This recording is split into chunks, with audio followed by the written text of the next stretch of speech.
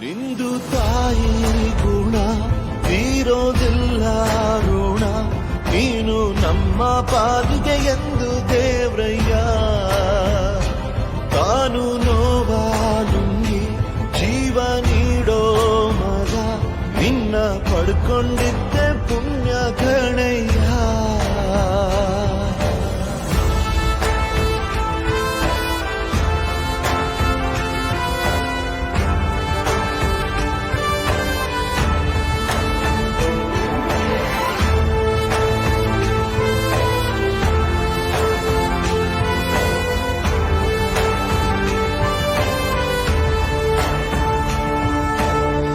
ಅನ್ನ ಕೊಡೋ ಭೂಮಿನು ಹೊಗಳುತ್ತಿದೆ ನಿನ್ನನ್ನು, ಊರನ್ನೇ ಬೆಳಗೋ ವಜ್ರ ನೀನು.